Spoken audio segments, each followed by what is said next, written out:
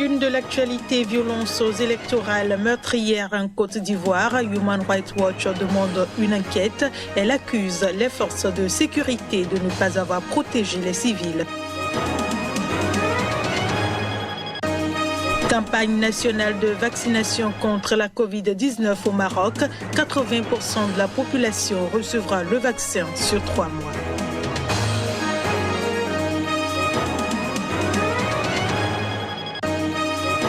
Et puis, décès de l'ancien président français Valéry Giscard d'Estaing mercredi soir des suites de Covid-19. Ses obsèques se dérouleront dans la plus stricte intimité.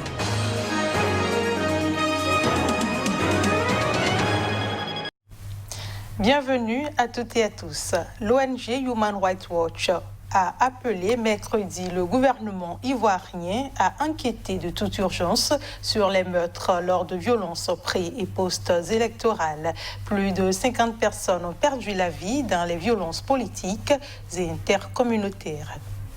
L'Organisation de défense des droits humains accuse les forces de sécurité de ne pas avoir protégé les civils de manière adéquate. Elles ont tué au moins 2 manifestants lors de la dispersion de manifestations de l'opposition à Elibou au centre le 9 novembre selon l'ONG. La secrétaire d'État ivoirienne chargée des droits de l'homme, Aimé Zébéyou, a démenti dans un courrier adressé à Human Rights Watch que les forces de l'ordre aient tué ou blessé quiconque et assuré que les efforts du gouvernement pour sécuriser l'élection et prévenir les violences communautaires et politiques avaient permis une bonne tenue du scrutin et de contenir la grande majorité des débordements. Human Rights Watch s'inquiète également des procédures judiciaires lancées contre une dizaine de responsables de l'opposition, dont certains, comme l'ex-premier ministre Pascal Affi-N'Guessan, qui sont détenus toujours en prison. Pour l'organisation, cibler les membres de l'opposition par le biais d'un processus judiciaire vicié n'apaisera pas les dangereuses tensions politiques et ethniques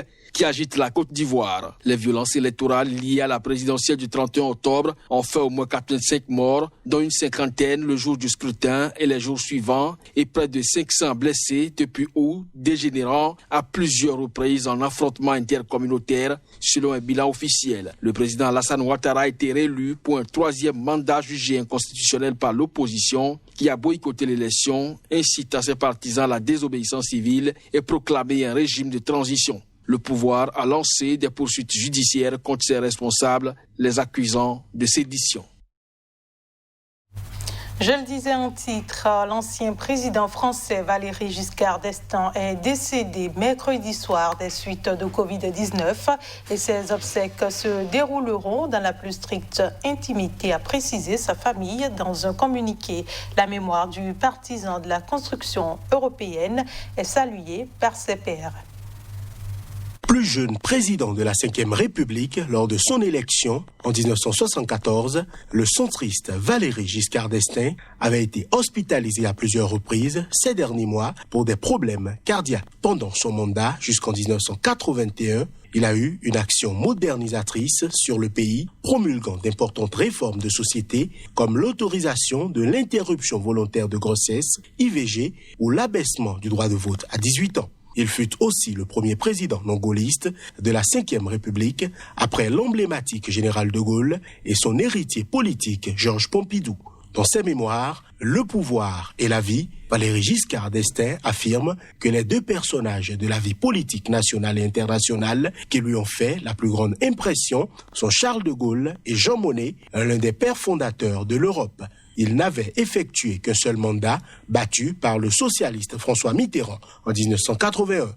VGE, Valéry Giscard d'Estaing soutient l'adhésion de la Grèce dont l'acte officiel sera signé en 1979 sous présidence française de l'Europe et commence à préparer celle de l'Espagne et du Portugal qui seront finalisées après son septennat. Mais il manifestera en 2002 une forte opposition à une entrée éventuelle de la Turquie. Giscard d'Estaing, qui séjournait depuis le début du confinement dans sa résidence de campagne à Auton, avait été admis quelques jours dans le service de cardiologie de l'hôpital de Tours du 15 au 20 novembre pour une insuffisance cardiaque. Les dirigeants des institutions européennes ont salué jeudi la mémoire de l'ancien président français, décédé mercredi à 94 ans, un grand Européen à qui la construction de l'UE doit beaucoup. Le ministre allemand des Affaires étrangères a salué jeudi la mémoire d'un homme ayant eu une influence décisive sur l'amitié franco-allemande.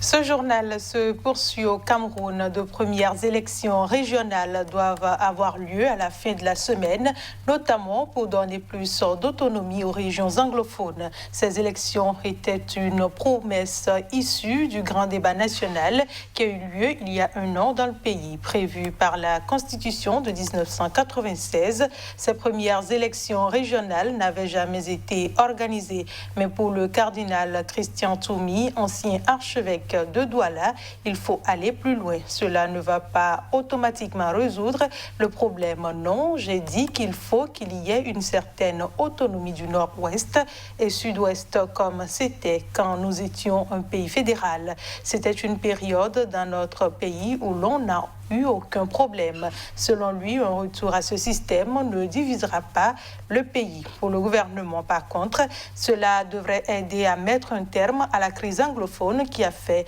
plus de 3000 morts et 700 000 déplacés, car la minorité anglophone se bat justement pour plus d'autonomie après ce qu'elle qualifie de décennies de marginalisation par le gouvernement et la majorité francophone.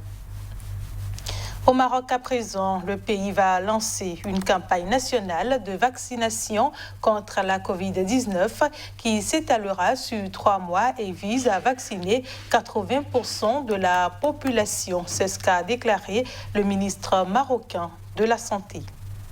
Après avoir opté pour les vaccins chinois Sinopharm et britanniques AstraZeneca, le Maroc espère lancer d'ici la fin de l'année une campagne visant à immuniser en 3 mois quelques 20 millions d'adultes. Une mesure qui suscite attentes, inquiétudes et rumeurs dans ce pays frappé de plein fouet par la crise sanitaire. Les premières inoculations seront réservées au personnel de première ligne, santé et sécurité, aux personnes utiles à travers le transport et à la population à risque, ceux âgés de plus de 65 ans pour des problèmes de santé. L'objectif est de vacciner plus de 20 millions de personnes en 3 mois en mobilisant 12 750 professionnels de santé publique comme du secteur privé, de la médecine militaire et du Croissant Rouge marocain. Donc l'immunité de groupe est tributaire d'abord du nombre de vaccins et aussi tributaire de la proportion de la population à vacciner. Donc la OMS recommande plus de 60%. Nous avons fait un choix dans le cadre de la campagne d'aller vers 80% de la population. Il ne faudrait pas stigmatiser le vaccin chinois, pas chinois, c'est un vaccin. Et le Sinopharm, c'est une parmi les meilleures boîtes qui existent au niveau mondial. C'est le 7e producteur de vaccins à l'échelle internationale, donc à l'échelle planétaire. Et de 1. Et de 2, le vaccin que nous avons choisi, c'est un vaccin qui a virus inactivé.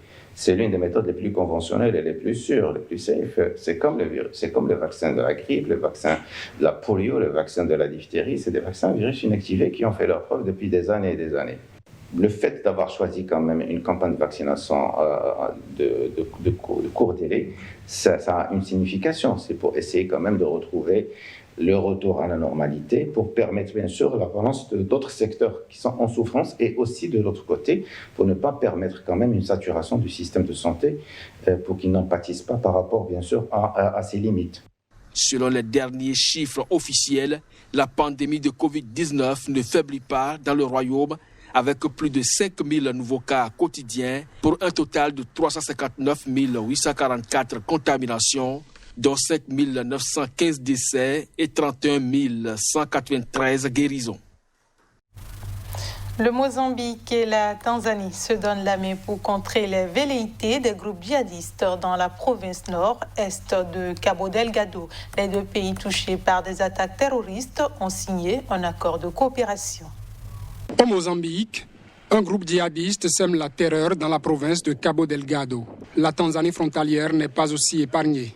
De part et d'autre de la frontière, des efforts sont faits pour venir à bout du fléau, mais les 2 pays veulent désormais mutualiser leurs efforts. Leurs chefs de police se sont rencontrés à cet effet dans la localité de Mtwara, en Tanzanie. Nimshukuru sana kwa kuamua kuja tuzungumze Je tiens vraiment à le remercier d'avoir accepté de venir ici pour que nous puissions discuter ensemble de notre collaboration dans la lutte contre ce groupe terroriste. Les Tanzaniens veulent des mesures concrètes pour mettre un terme à cette tuerie brutale. Je demande aux Tanzaniens de rester calmes et de coopérer avec la police en fournissant des informations potentielles alors que nous unissons nos forces pour lutter contre ces criminels.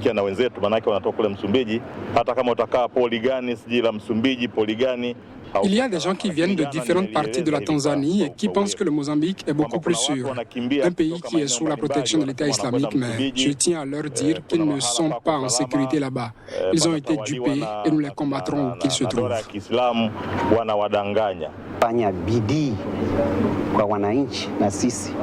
Nous ferons de notre mieux dans le cadre du partenariat avec nos homologues des forces de police tanzaniennes pour nous assurer que nous sommes en mesure d'en finir avec les terroristes qui ont mis le feu à 175 maisons et tué de nombreuses personnes.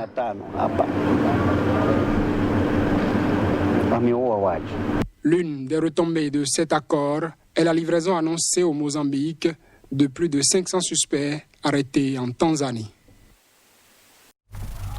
C'est la fin de cette édition. Merci de votre fidélité. Restez avec nous. L'information est en continu sur Sika TV.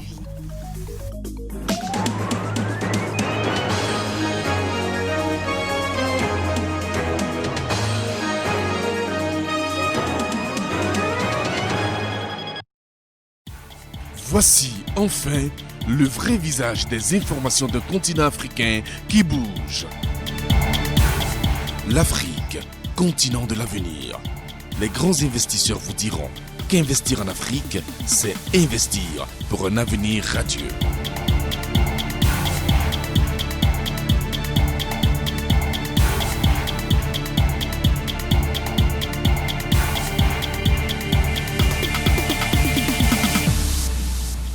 Sika, c'est la nouvelle chaîne de télévision exclusivement consacrée à l'actualité socio-économique, toutes les 30 minutes en Afrique.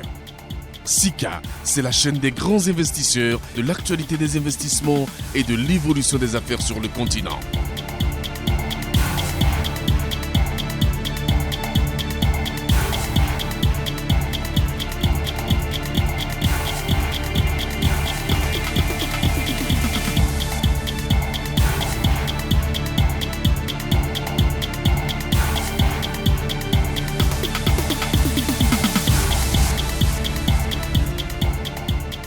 Le seul choix, la seule chaîne pour rester connecté à l'Afrique qui bouge.